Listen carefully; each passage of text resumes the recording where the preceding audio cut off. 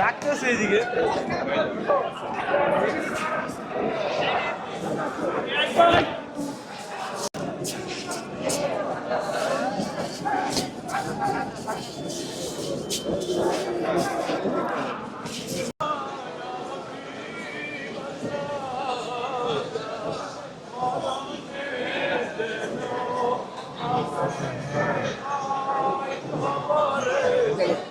প্রতিহিংসার বশবর্তী হয়ে যে বিগত যে ফ্যাসিস্ট প্রধানমন্ত্রী তিনি তাকে মৃত্যুর পথে ঠেলে দিয়েছেন এবং তার এই হত্যাকাণ্ড তার মৃত্যুকে আমরা স্বাভাবিক মৃত্যু বলবো না, স্লো পয়জনের মাধ্যমে তাকে হত্যা করা হয়েছে এবং এর দায় শেখ হাসিনা কোনোভাবেই এড়াতে পারবেন না, তাকে বিচারের সম্মুখীন হতে হবে।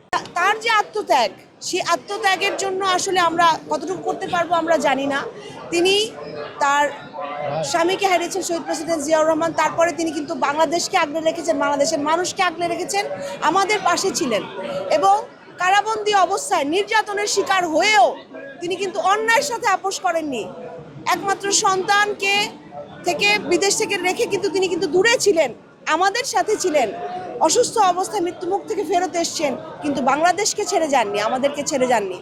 আমাদের তার একমাত্র আরেক সন্তান যে আরাফাত রহমান কোকো ভাইকে হারিয়েছেন, তার যে যন্ত্রণা এবং দুঃখ ব্যথা সেটা নিয়ে কিন্তু তিনি আমাদের প্রত্যেকের পাশে ছিলেন। এই যে যারা হত্যাযজ্ঞের মধ্য দিয়ে আমরা এসেছি, গুম খুন বিচার বহির্ভূত হত্যা যেগুলো যার মাঝখান থেকে স্বৈরাচার তার যে রাজত্ব কায়েম করেছিল, এই আন্দোলনে আমার আপসহীন নেত্রী দেশটাতে বেগম খালেদা জিয়া আমাদেরকে ছেড়ে যাননি, আমাদেরকে শিখিয়ে গেছেন কিভাবে অন্যায়ের বিরুদ্ধে লড়তে হয়, কিভাবে অধিকার আদায়ের জন্য জনগণের পাশে থাকতে হয়, বাংলাদেশের পক্ষে থাকতে হয়, বাংলাদেশের পক্ষে শোককে শক্তিতে পরিণত করতে হয়।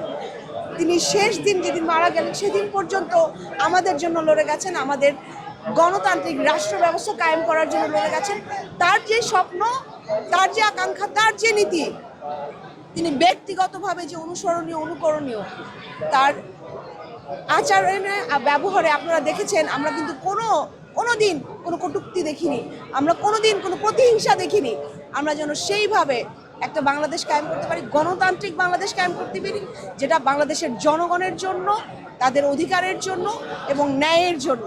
আপনারা সবাই দোয়া করবেন, আমরা তার আত্মার মাগফিরাত কামনা করি, আল্লাহ তাকে বেহেশতের সর্বোচ্চ স্থান দান করুন, আমিন।